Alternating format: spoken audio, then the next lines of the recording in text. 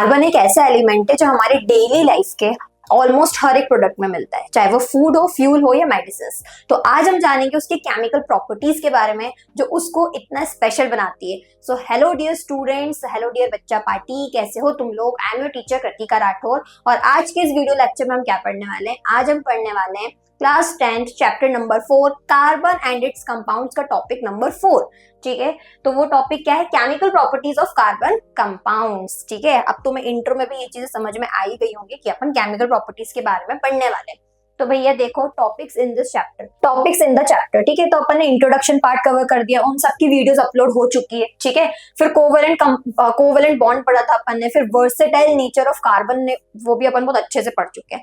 अब आज की इस क्लास में अपने को पढ़ना है chemical properties of carbon compounds. ठीक है, तो चलो देखते हैं। अपना इतना चैप्टर का पार्ट कंप्लीट हो चुका है, इतना पार्ट अपने को आगे वाली वीडियोस में कंप्लीट करना है। तो आज की इस वीडियो में हम क्या पढ़ने वाले हैं, केमिकल प्रॉपर्टीज। केमिकल प्रॉपर्टीज अपने को 4 पढ़नी है। ठीक है, 4 तरीके की केमिकल प्रॉपर्टीज होती है कार्बन के कंपाउंड्स की। पहली चीज होती है कंबस्शन। ठीक है, अब कंबस्शन क्या होता है तो इसको मैं ऐड करके एक बार अच्छे से समझाती हूँ। जब भी कोई कार्बन कंपाउंड ऑक्सीजन की प्रेजेंस में बर्न होता है, ठीक है, जब भी कोई कार्बन कंपाउंड ऑक्सीजन की प्रेजेंस में बर्न होता है, ठीक है, burn in the presence of oxygen. Writing तो बड़ी अच्छी है मेरी, है, इन द प्रेजेंस ऑफ ऑक्सीजन, तो बेटा रिलीज होती है कार्बन डाइऑक्साइड गैस, वाटर और भर भर के हीट एनर्जी और साथ में लाइट, मतलब आग भी जल सकती है। ठीक है, तो इसलिए लाइट।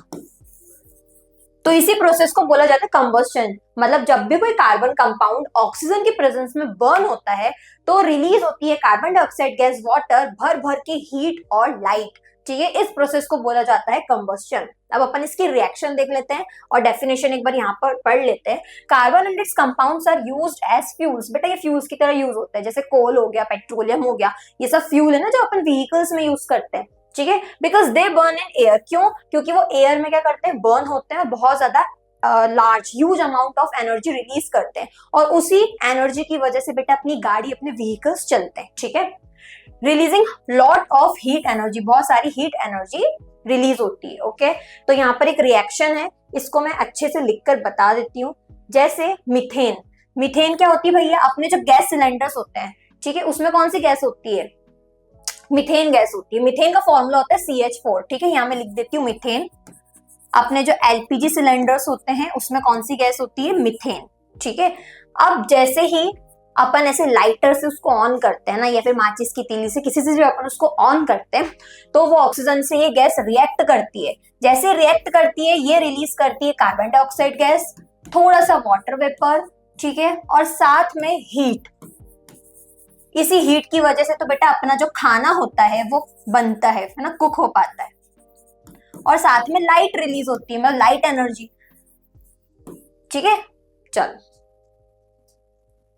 तो यहाँ पर रिएक्शन लिखी हुई है कि मीथेन है, मीथेन ऑक्सीजन की प्रेजेंस में बर्न हो रही है। इस प्रोसेस को बोलते हैं, कोई भी चीज अगर ऑक्सीजन की प्रेजेंस में बर्न हो रही है तो उसको कंबस्शन ही बोलते हैं। ठीक है, ये हो रहा है कंबस्शन, जिसमें कार्बन डाइऑक्साइड, वाटर, हीट और लाइट प्रोड्यूस हो रहा है। अच्छा, एक और चीज याद रखना कि जरूरी नहीं है कि लाइट प्रोड्यूस हो ही हो। ठीक है, कहीं कहीं लाइट प्रोड्यूस हो भी सकती है, नहीं भी हो सकती है, बट हीट तो प्रोड्यूस होती है। चलो नेक्स्ट, फिर अपन पढ़ते हैं सैचुरेटेड। मैंने पिछली क्लास में ये चीज बहुत अच्छे से समझाई थी कि सैचुरेटेड कार्बन हाइड्रोकार्बन्स क्या होते हैं, अनसैचुरेटेड हाइड्रोकार्बन्स क्या होते हैं, है ना। तो एक बार मैं थोड़ा सा और बता देती हूँ सैचुरेटेड, ताकि ये वाला कॉन्सेप्ट समझ में आए। ठीक है, सैचुरेटेड हाइड्रोकार्बन, हाइड्रोकार्बन से समझ में आ रहा होगा, हाइड्रोजन प्रेजेंट होगा उस कंपाउंड में और कार्बन प्रेजेंट होगा, उसको बोला जाता है हाइड्रोकार्बन। सैचुरेटेड हाइड्रोकार्बन्स क्या होते हैं भैया, जब कार्बन कार्बन में कौन सा बॉन्ड होता है, सिंगल बॉन्ड होता है। जब कार्बन कार्बन में सिंगल बॉन्ड होता है तो अपन उसको बोलते हैं सैचुरेटेड हाइड्रोकार्बन। ठीक है, और इसको अपन बोलते हैं कि ये एल्केन्स में होता है। किस में होता है भैया, ये एल्केन्स में होता है ना। फिर उसके बाद अनसैचुरेटेड हाइड्रोकार्बन्स क्या होते हैं,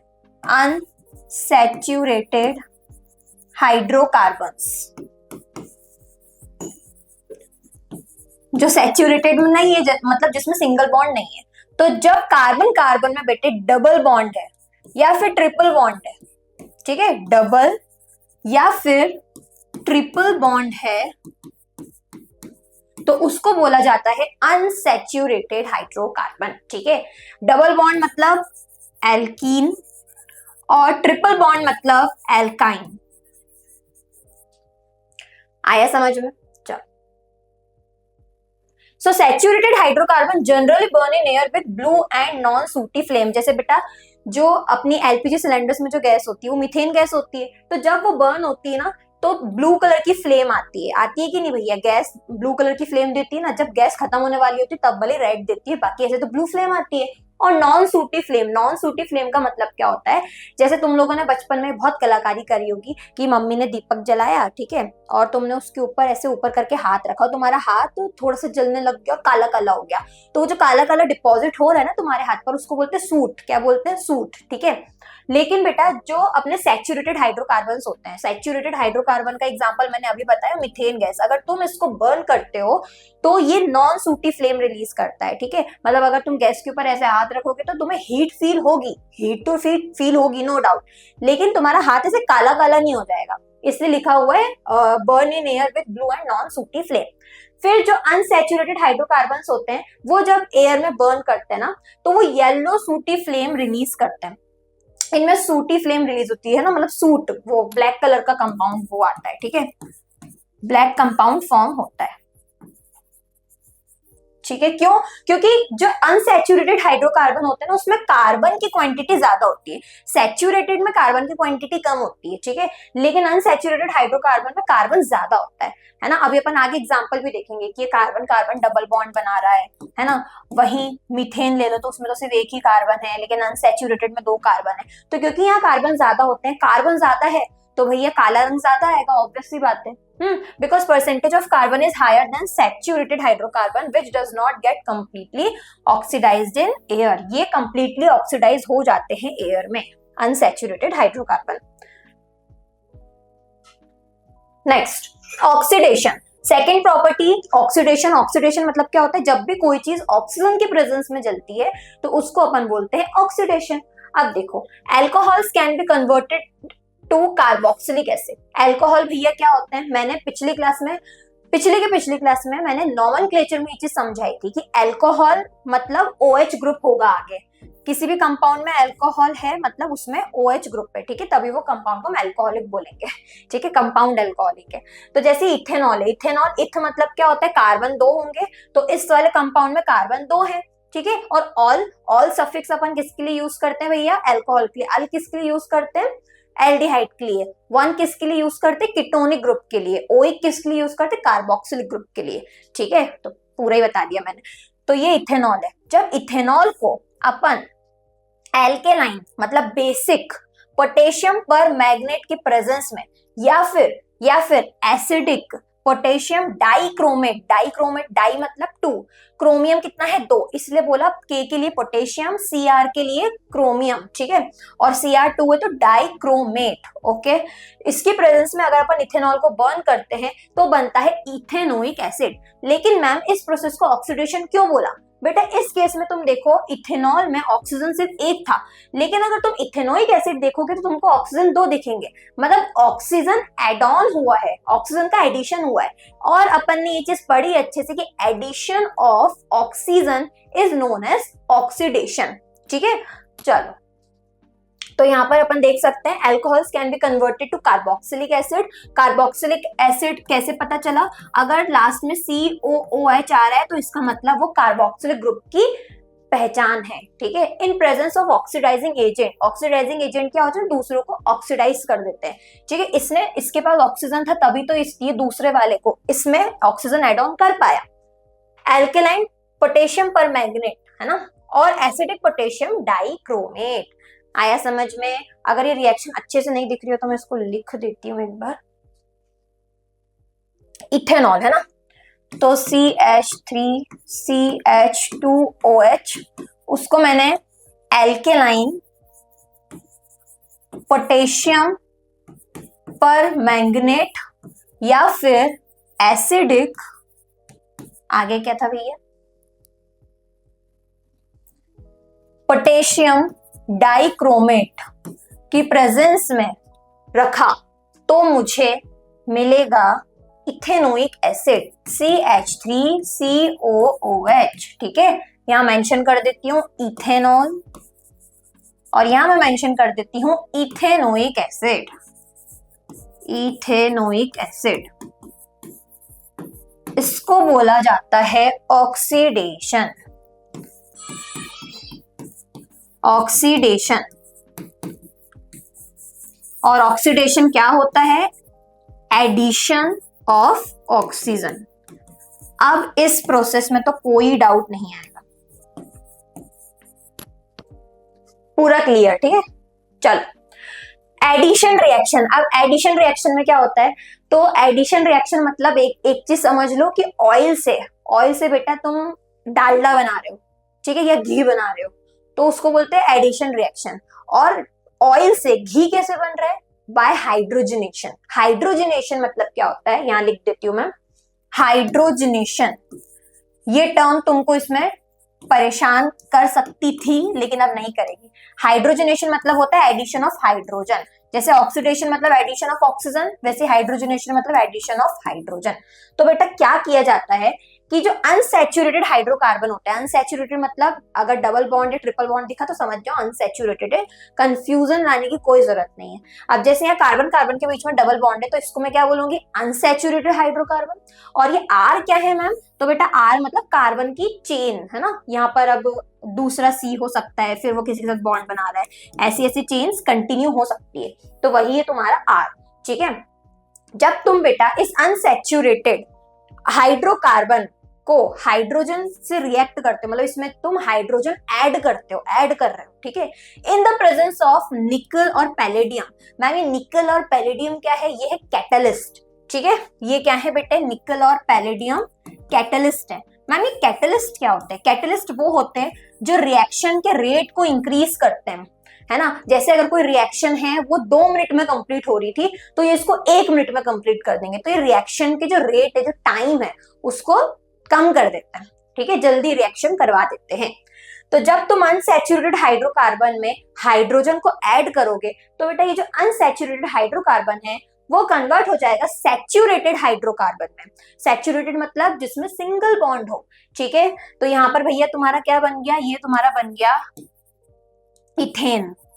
ठीक है, और आर क्या है, कार्बन चेन। मतलब अभी तुम इसको एग्जैक्टली नाम नहीं दे सकते क्योंकि तुम्हें पता ही नहीं है कि नंबर ऑफ कार्बन है कितने। तो अगर यहाँ पर सिर्फ एच लिखा होता तो मैं इसको इथेन बोल सकती थी, लेकिन यहाँ आर है, मतलब कि और भी कार्बन की चेन हो सकता है कंटिन्यू होते जा रही हो।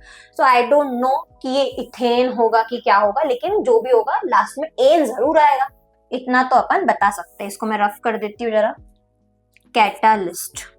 ठीक है, चलो एक बार पढ़ लेते हैं। Unsaturated hydrocarbon and hydrogen in the presence of catalyst palladium और nickel, vegetable oils are converted into vegetable ghee using this process. बेटा ये जो अनसैचुरेटेड हाइड्रोकार्बन होते हैं वो एक्चुअल में क्या है, वेजिटेबल ऑयल। क्या है ये, वेजिटेबल ऑयल।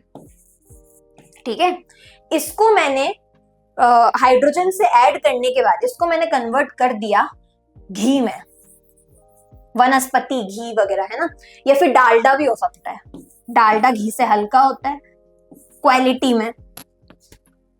चलो, it is also called hydrogenation of vegetable oils.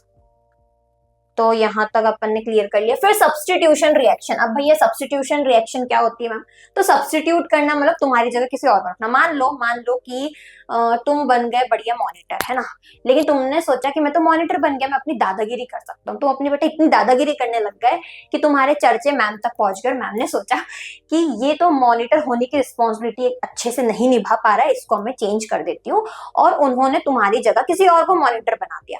ठीक है, तो उन्होंने क्या किया, सब्स्टिट्यूट कर दिया तुमको, क्योंकि तुम अच्छे से काम नहीं कर रहे थे। तो सब्स्टिट्यूशन रिएक्शन मतलब होता है कि किसी की जगह किसी और को दे देना। तो यहाँ पर जैसे मीथेन है ना, मीथेन यहाँ पर क्लोरीन के साथ रिएक्ट कर रहा है। अब देखो हुआ क्या, मैं स्ट्रक्चर बना रही हूं इसका। मीथेन का स्ट्रक्चर होता है बेटा ऐसा। ठीक है, इसको अपन ने किससे रिएक्ट किया, इसके ऊपर अपन ने पास कराई क्लोरीन गैस। क्या पास कराई, चलो यहाँ पर अपन थोड़ी टेक्नोलॉजी का इस्तेमाल करते हैं, इसको मूव करते हैं अपन, है ना। अरे वाह, चलो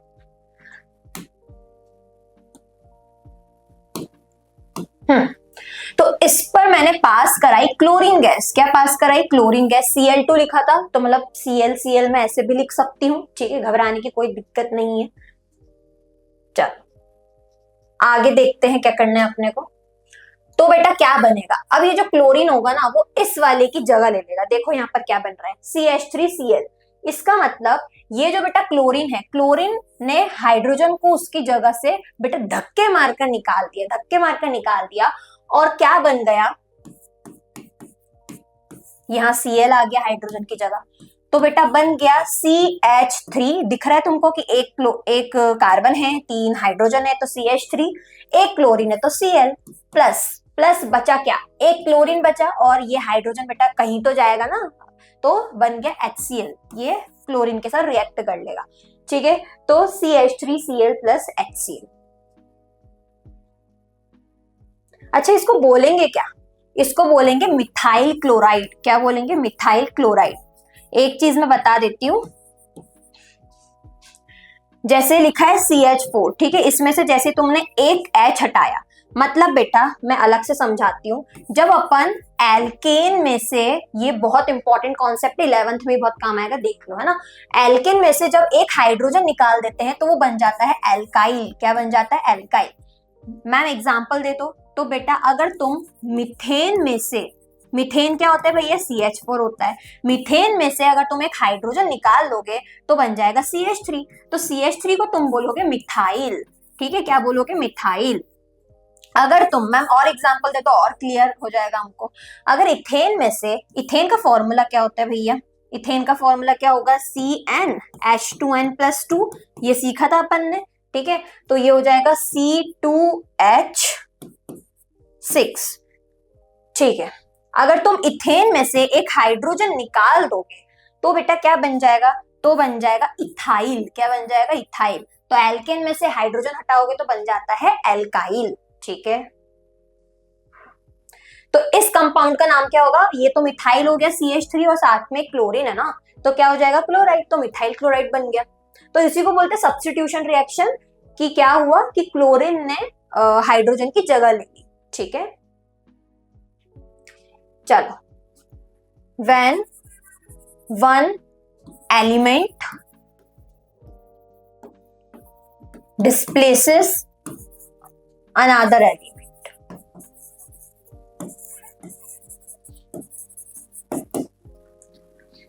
चलो फिर इंपॉर्टेंट कार्बन कंपाउंड्स अपन पढ़ते हैं भैया इथेनॉल और इथेनोइक एसिड के बारे में। क्या पढ़ेंगे, इथेनॉल और इथेनोइक एसिड के बारे में। पेन थोड़ा चेंज कर लेते हैं अपन, कलर है, एक ही एक कलर से मैं बोर हो गई। चलो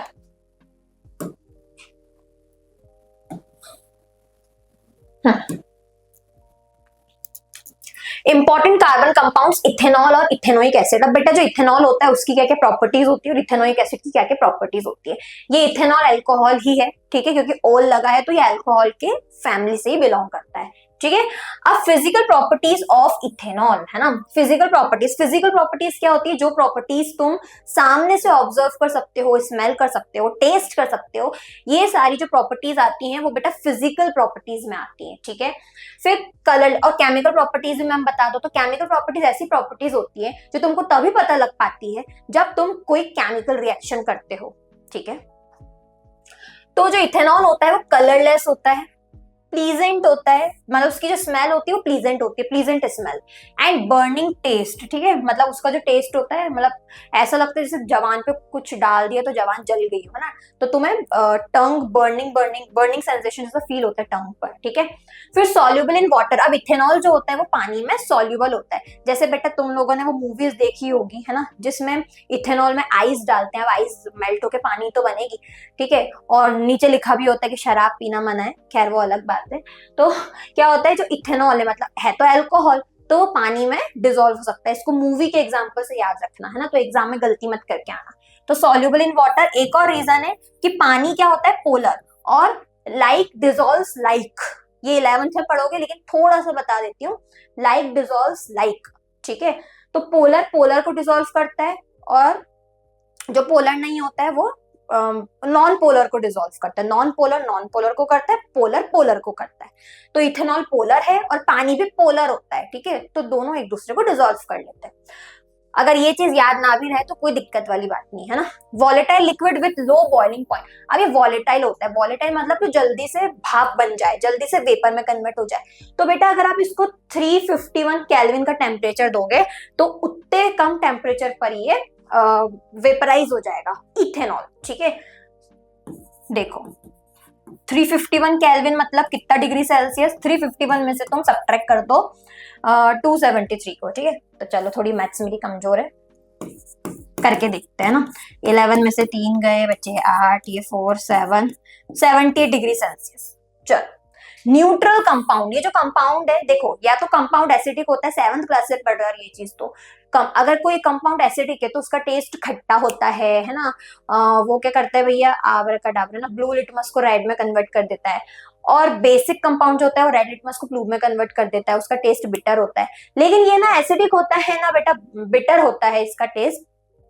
ये ना एसिडिक है ना बेसिक है, ये एक ऐसा कंपाउंड होता है, ये न्यूट्रल कंपाउंड होता है, ठीक है। लिटमस पेपर पर अगर इसको तुम डालोगे तो लिटमस पेपर पर कोई भी चेंज नहीं आएगा। दूसरी चीज, रिएक्शन विद सोडियम। अब अगर ये जो इथेनॉल है, ये क्या है, इथेनॉल लिख देती हूं मैं, ये जब सोडियम से रिएक्ट करता है तो क्या बनाता है, तो बेटा जब इथेनॉल सोडियम से रिएक्ट करता है तो सबसे पहले क्या होता है कि जो H होता है वो निकल जाता है, ठीक है। हाइड्रोजन जो होता है वो क्या कर लेता है भैया, हाइड्रोजन गैस बना लेगा, और ये जो सोडियम है वो इस हाइड्रोजन की जगह आ जाएगा। तो बस इतना से याद रखना है कि लास्ट में जो हाइड्रोजन है उसको रिमूव करना है, यहाँ सोडियम है वो यहाँ आ जाएगा, ठीक है। और फिर रिएक्शन को बैलेंस जरूर कर देना, ओके। तो 2CH3 ये रिएक्शन बैलेंस्ड है। अब ये जो बेटा तुमको कंपाउंड मिला, इसको क्या बोलते हैं, इसको बोलते हैं सोडियम इथॉक्साइड, ठीक है। अब ऐसा क्यों बोला गया, इसको ध्यान से समझो ताकि इसका नाम और फॉर्मूला अच्छे से याद हो जाए। सोडियम इसलिए क्योंकि बेटा इसमें Na आ रहा है। इथ मतलब अगर कार्बन 2 है तो तुम्हें दिख पा रहा है कि कार्बन 2 है, ऑक्साइड मतलब तुम्हें एक ऑक्सीजन दिख रहा है, तो हो गया सोडियम इथ ऑक्साइड। अब कोई दिक्कत नहीं आएगी इसको याद करने में, ठीक है। इस रिएक्शन को मैं याद करवा देती हूँ फिर से, रिएक्शन विद सोडियम। किसके रिएक्शन, किसकी केमिकल प्रॉपर्टीज पढ़ रहे हैं अपन अभी, अपन पढ़ रहे हैं इथेनॉल की केमिकल प्रॉपर्टीज के बारे में, फिजिकल तो हो गई, ठीक है। तो इथेनॉल जो होता है जब बेटा वो रिएक्ट करता है सोडियम के साथ तो क्या बनता है, तो बनता है सोडियम इथॉक्साइड। कैसे बना, इथेनॉल का जो लास्ट में H था वो सब्स्टिट्यूट हो गया सोडियम से, ठीक है। तो इसकी जगह आ गया सोडियम, और ये जो हाइड्रोजन है उसने और हाइड्रोजन से मिलकर बना ली hydrogen gas, okay. This reaction is used as a test for ethanol by evolution of hydrogen gas. जैसे कि तुम इससे ये भी पता लगा सकते हो कि इथेनॉल डाला गया था या नहीं डाला गया था, ठीक है। तुम जैसे कोई रिएक्शन कर रहे हो, अगर बेटा उस रिएक्शन में से हाइड्रोजन, जैसे तुमने सोडियम के साथ किसी कंपाउंड को रिएक्ट किया, कंपाउंड तुमको आगे एग्जाम में X, तुम्हें नहीं पता कि कौन सा कंपाउंड है, ठीक है। तुम्हें क्वेश्चन आया कि सोडियम X कंपाउंड के साथ रिएक्ट कर रहा है और रिलीज कर रहा है हाइड्रोजन गैस, तो समझ जाओ भैया कि सोडियम जो होता है जब वो रिएक्ट करता है इथेनॉल के साथ तो वो प्रोड्यूस करता है हाइड्रोजन गैस और साथ में सोडियम इथॉक्साइड बन रहा है और हाइड्रोजन गैस प्रोड्यूस हो रही है। इस तरीके से तुमको क्वेश्चन आ सकता है, ठीक है। एक्स कंपाउंड पर तो बहुत क्वेश्चन आते हैं, XY ऐसे दे देते हैं, ओके। चलो, और हाँ एक और चीज यहाँ लिखी हुई है कि तुम्हें पता कैसे चलेगा हाइड्रोजन गैस प्रोड्यूस हो रही है, इसका भी यहाँ पे लिखा है कि जैसे टेस्ट ट्यूब में तुम कोई रिएक्शन कर रहे हो, तुम किसी एक बंदे को खड़ा रखना कि भैया माचिस जलाए रख या फिर कैंडल लेकर आ, ठीक है, लाइटर भी ला सकता है ना। तो अगर तुम बर्निंग मैच स्टिक को टेस्ट ट्यूब के माउथ के पास लाओगे तो तुम्हें पॉप साउंड प्रोड्यूस होगा, ठीक है, पॉप साउंड सुनाई देगा। पॉप साउंड तभी सुनाई देता है बेटा जब हाइड्रोजन गैस रिलीज होती है। नेक्स्ट डिहाइड्रेशन, ठीक है। अभी डिहाइड्रेशन क्या होता है, हाइड्रेशन मतलब होता है कि पानी, है ना, हाइड्रेट मतलब तो वाटर से एसोसिएटेड है ये टर्म, और डिहाइड्रेट मतलब होता है पानी का निकल जाना, रिलीज हो जाना, ठीक है। अब जैसे बेटा ये क्या है, इथेनॉल, मैं अच्छे से भी लिख देती हूँ उसको, ये है इथेनॉल CH3, ठीक है, CH2OH, ओके। जब तुमने इसको पास कराया हॉट कंसंट्रेटेड, गरम और कंसंट्रेटेड H2SO4 से, ठीक है, तो तुम्हें क्या मिला, तुम्हें मिला सैचुरेटेड कंपाउंड, ठीक है, unsaturated compound CH2 CH2 CH2 CH2 क्या होता है भैया? अगर नॉमेनक्लेचर पढ़ा है तो तुम इसका नाम तो एकदम आसानी से बता दोगे। 2 कार्बन है तो इथ, डबल बॉन्ड है तो इन, तुम्हें मिला इथीन, और पानी जो है H2O जो है वो बेटा उड़ गया, ठीक है, तो हुआ क्या? CH2 प्लस वाटर रिलीज हो गया। चलो, इसको बोलते हैं डिहाइड्रेशन, मतलब पानी का लॉस हो जाना, ठीक है। इथेनॉल में जो पानी था वो रिलीज हो गया, उसका लॉस हो गया, और क्या बन गया साथ में? इथीन बन गया। इथीन में तो पानी नहीं है। चलो, तो यहां तक तुम्हारे डिहाइड्रेशन तक का पार्ट कंप्लीट हो गया। तो दोस्तों, कार्बन की केमिकल प्रॉपर्टीज हमें सिखाती है कि कैसे एक सिंगल एलिमेंट इतने डाइवर्स रेंज ऑफ कंपाउंड्स बना सकता है, इसीलिए कार्बन को एलिमेंट्स का किंग कहा जाता है। So this is it. अगर वीडियो पसंद आई हो तो लाइक शेयर सब्सक्राइब जरूर करना, और अगर और डीप में पढ़ना चाहते हो तो अभी इंस्टॉल करो फ्यूकी एजुकेशन। बाय बाय, मिलते हैं नेक्स्ट क्लास में।